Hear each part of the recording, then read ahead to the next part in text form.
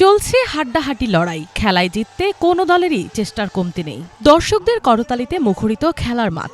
গ্রামীণ ঐতিহ্যের অংশ এক সময়ের জনপ্রিয় খেলা হাডুডু যেন এখন অনেকটাই বিরল। জাতীয় খেলা হলেও কালের আবর্তে এর জনপ্রিয়তায় ভাটা পড়েছে, নেই পৃষ্ঠপোষকতাও। তারপরও এখনো কোথাও কোথাও এই খেলার দেখা মেলে। নববর্ষ ঘিরে দৃষ্টি প্রতিবন্ধীদের নিয়ে এরকমই এক ব্যতিক্রমী আয়োজন করে টাঙ্গাইল সদর উপজেলার বাগবাড়ি চৌবাড়িয়া যুব সমাজ। তোরাবগঞ্জ স্কুল মাঠে শত শত দর্শনার্থীর উপস্থিতিতে মুখরিত হয়ে ওঠে খেলার মাঠ। দীর্ঘদিন পর বিপুল উৎসাহ উদ্দীপনার মধ্য দিয়ে এমন আয়োজন উপভোগ করে সব বয়সী মানুষ। দৃষ্টি প্রতিবন্ধীদের হাডুডু খেলা আজকে আমরা অনেক আনন্দিত এবং উৎসাহিত, কারণ আজকে অনেক দর্শক এবং অনেক মানুষের মুখে হাসি, আমরা অনেক আনন্দ পেলাম।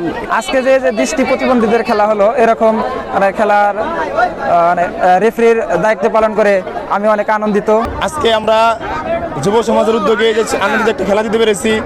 এই খেলাটা হচ্ছে অনেক আগের খেলা ধরে রাখার জন্য আমাদের পুরানো ঐতিহ্য।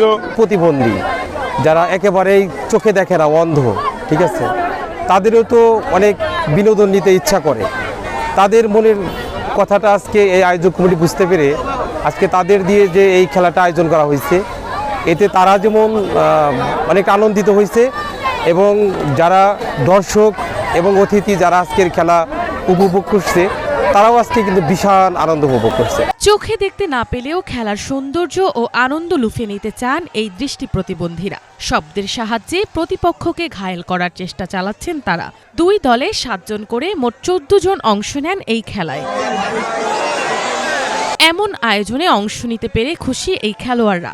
বাংলার ঐতিহ্য হাডুডুর চর্চা ধরে রাখতেই এমন আয়োজন বলে জানায় আয়োজক কমিটি। ভবিষ্যতে এমন আয়োজন অব্যাহত থাকবে বলে জানায় তারা। আনন্দকে ভাগাভাগি করে নেওয়ার জন্য বিশেষ করে আমাদের দলের মাননীয় ভারপ্রাপ্ত চেয়ারম্যান তারেক রহমানের নির্দেশ যে জেলায় জেলায় উপজেলায় ইউনিয়ন এমনকি গ্রাম পর্যায়ে এই বৈশাখকে ছড়িয়ে দিতে হবে। আমরা আজকে এখানে দৃষ্টি প্রতিবন্ধীদের জন্য আমরা এখানে এই হাডুডু খেলার আয়োজন করেছি এবং ইনশাল্লাহ আমরা মনে করি যে আজকের এই হাডুডু খেলা উপভোগ্য হবে।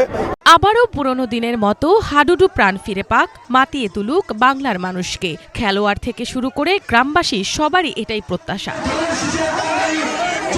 Bangla vision news desk.